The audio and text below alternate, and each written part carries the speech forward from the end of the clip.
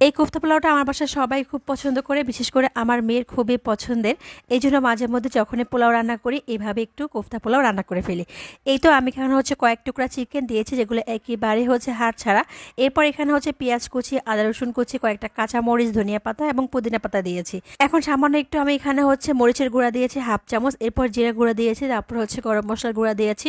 সবটার পরিমাণে অল্প অল্প করে দেওয়া হয়েছে। এরপর 2 টেবিল চামচ বেসন দিয়েছি, স্বাদ মতো লবণ দিয়েছি। দেওয়ার পর খুব ভালো করে এই তো আমার কিমা চাপারে খুব সুন্দর করে কিন্তু এখন আমি সবগুলো ছোট ছোট করে কোফতা আকারে তৈরি করে নিব। দেখলে কিন্তু বুঝতে পারবেন আমি কিভাবে তৈরি করে নিয়েছি। এই যে দেখেন, এইভাবে কিন্তু তৈরি করা হয়েছে।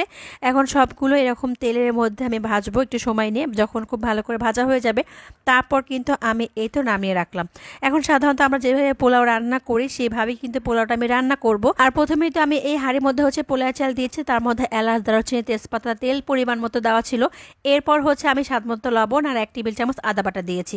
দিয়ে খুব ভালো করে পোলাও চালটা ভাজলাম। এখন পরিমাণ মতো পানি এবং 1 কাপ লিকুইড দুধ দিয়ে এখন খুব ভালো করে পোলাওটা রান্না করে ফেলবো। এরপর ভেজে রাখা সেই কোফতাগুলো দিয়ে দিব। এই তো দেখেন কোফতাগুলো কত সুন্দর লাগছে, খেতেও পোলাওয়ের সঙ্গে অনেক ভালো লাগে। তারপর কয়েকটা কাঁচা মরিচ, তারপর ঘি দিয়ে দিলাম। দিয়ে এখন একটু নাড়াচাড়া করে দমে রেখে দিলে কিন্তু কোফতা পোলাও রেডি হয়ে যাবে।